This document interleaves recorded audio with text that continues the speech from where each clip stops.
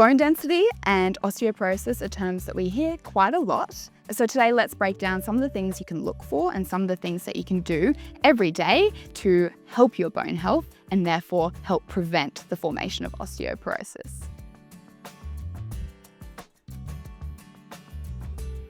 Our bones aren't just static structures, they're actually living tissues. So they're constantly rebuilding and reforming and breaking down. The issue with our bone health is that we actually hit peak bone density around the age of 30. So unfortunately after that, the process of bone breaking down starts to outpace the process of bone building. And this is why conditions like osteoporosis are really prevalent for older men and women. So osteoporosis occurs when little holes start forming in our bones, and that makes them weaker and more brittle and more susceptible to fractures and injuries. Recovering from surgery, falls and injuries does naturally become harder as we age. So if we can take preventative steps now to at least maintaining our bone density at a healthy level, number one tip from me is to stay on top of it. So we have mechanisms that can ensure that we catch our bone density before it's too late and before it's declining at too fast of a rate. So something like a DEXA scan, a body scan, is what we can use to measure our bone density. Particularly important if you're over 50, if you have risk factors, but also if you just want to check under the hood and ensure that you've got a good baseline, and then we can, do a routine check every 12 months or so to ensure that you're maintaining your bone density where we want it to be optimally. Another thing along those lines is to get routine blood tests. So blood tests aren't just for people with chronic conditions. It can be really helpful to catch any deficiencies that we might have.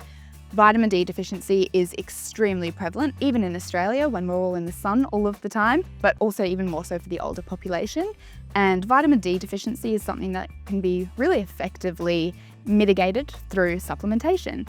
And not only will it help with bone health, but also so many other bodily functions as well. So that's something that I'd recommend chatting to your GP or a dietitian about as well. So I'd love to share with you some of my best tips for maintaining healthy bones. Number one is to have calcium every single day, of course. So for the Australian population, the recommendations are around 1,000 milligrams for most adults, but those needs increase to 1,300 milligrams for women over 50 and men over 70. Taking a food-first approach, we're looking at foods like dairy, milk, cheese, cottage cheese, yogurt, sesame seeds and tahini, firm tofu, leafy greens. They're all great dietary sources of calcium that we can include every day to help with healthy bone structure. Second one is the fact that vitamin D matters. So vitamin D actually helps us to absorb calcium.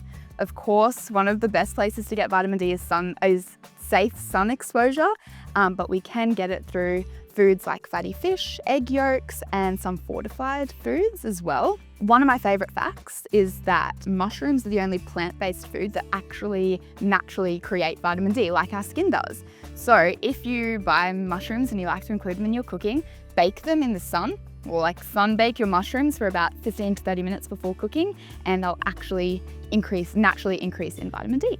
Another important factor is magnesium for bone health. So about 60% of the magnesium in our body is stored in our bones, and it helps us use vitamin D efficiently. So they all link together. Magnesium can be found in pumpkin seeds, chia seeds, poppy seeds, almonds, or leafy greens. Protein being the macronutrient most vital for muscle growth and also bone structure is really important to include and prioritize through all stages of life, to be honest.